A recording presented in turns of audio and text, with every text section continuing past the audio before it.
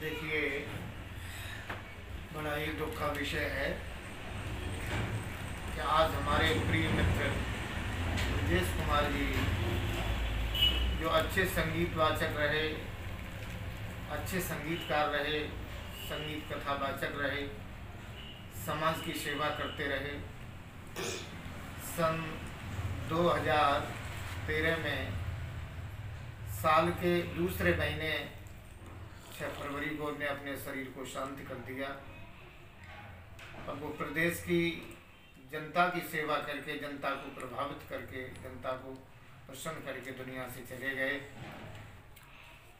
आज हम सभी लोग शास्त्री जी को याद कर रहे हैं, दुख का विषय भी है। उनका ये छोटा बेटा बैठा हुआ है, माधव शास्त्री।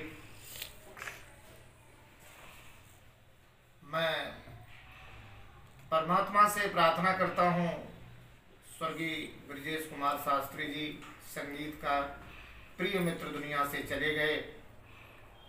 कुछ समय के बाद में उनकी धर्मपत्नी ने भी अपने शरीर को शांति कर दिया।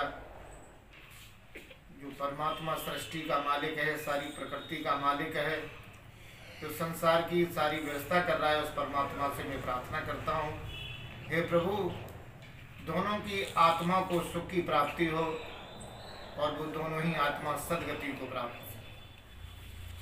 साथियों, इसके साथ साथ मैं एक बात और कहना चाहूँगा सभी से।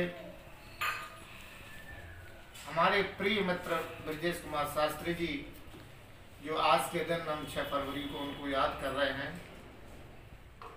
उनको श्रद्धांजलि दे रहे हैं। वो इतने अच्छे संगीतकार थे, उन्हें महापुरुष कहना चाहिए। कुछ इंटरव्यू के माध्यम से, कुछ चैनल के माध्यम से मैंने पहले भी बता दिया है और आज भी बता देना चाहता हूँ कि वो अच्छे संगीतकार भी थे और एक महापुरुष भी थे। अब आप पूछिए महापुरुष कैसे थे? तो एक गोविंदा नाम का लड़का था जो रिक्शा चलाया करता था, जो शास्त्री जी ने अपना एक कमरा उसको फ्री दे दिया था, जिसमें कोई चार्ज नहीं करते थे। जब वो शाम को आते थे कथा कह करके, तो उस गोविंदा से पूछते थे कि ये बताओ बेटा आज कितना पैदा हो गया? तो वो कहता था गुरुजी आज कम पैदा हुआ। तो शास्त्री जी अपनी जेब से उसको 100 का पत्ता निकाल के देते थे। मैं इसलिए आपको बता रहा हूँ कि वो मेरे प्रिय मित्र थे, मेरे साथी थे, उनके बारे में मुझे पूर्ण जानकारी है। एक जूता गांठने वाला था, वो शाम को आता था, 100 रुपये का पत्ता उससे निकाल के देते थे। एक गरीब बच्ची घर में रहती थी, जो लोग राजपूतों की बच्ची थी। शास्त्री जी ने मेहनत करके पैसा इकट्ठा करके उस बच्ची की शादी की प्रॉब्लम के पास में। वो महापुरुष थे, बड़े दयालु थे। आज के दिन हम परमात्मा से प्रार्थना करते हैं कि परमात्मा उनकी आत्मा को सुख की प्राप्ति हो और वो आत्मा अच्छी गति को प्राप्त हो। और संगीतकार, कुछ लोग हमारे मित्र के बारे में थोड़ी टीका टिप्पणी भी करते हैं, लेकिन मैं बता देना चाहता हूँ कि एक संगीतकार कितने लोगों को प्रसन्न रखता है। घर में जब कोई विवाद होता है, कलेश होता है, जगह जगह पे, घर घर में अब टीवी के साधन हैं, तो देखिए नाटक आते हैं। तो जब अच्छा कोई नाटक आता है तो घर में जितने भी सदस्य होते हैं नाटक को देख करके सारे प्रसन्न हो जाते हैं और वो टेंशन उनका दूर हो जाता है। इसलिए संगीत वो सब्जेक्ट है, संगीत वो विषय है कि इस संगीत से चाहे कितना भी विकार हो, कितना भी कष्ट हो, लेकिन संगीत सभी के दुखों का हरण कर लेता है। तो वो उत्तर प्रदेश के एक अच्छे संगीतकार थे, जो अपने संगीत के माध्यम से सबको प्रसन्न करके उनके दुखों का हरण करते थे और उन्हें प्रसन्न करते थे। हमारे आर्ष गुरुकुल एटा में एक शिव स्वरूप ब्रह्मचारी हैं।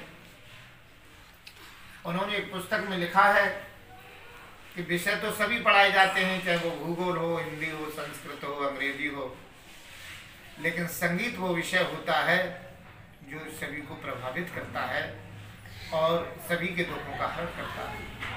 अकबर के शासन में, जब अकबर शासन कर रहा था देश के अंदर, उस समय अकबर के पास में एक संगीतकार था जिसका नाम आपने सुना होगा, तानसेन। वो इतना अच्छा संगीतकार था भारतवर्ष का कि पशु और पक्षी उसके संगीत को सुन करके मस्त हो जाते थे। तो हम आज के दिन साल के दूसरे महीने में 6 फरवरी को शास्त्री ब्रजेश कुमार को याद करते हैं और हम उनके घर को बधाई दे रहे हैं।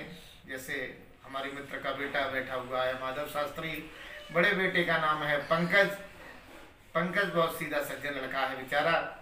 माधव भी बहुत सज्जन लड़का है, लेकिन आशीर्वाद प्रभु का है, घर परिवार का है, जो कथा भी कहता है और समाज की सेवा भी कर रहा है। तो मैं भी माधव शास्त्री को बार बार आशीर्वाद दे रहा हूँ और परमात्मा से प्रार्थना कर रहा हूँ कि परमात्मा दोनों प्राणी दुनिया से चले गए, उनकी आत्मा को सुख शांति प्राप्त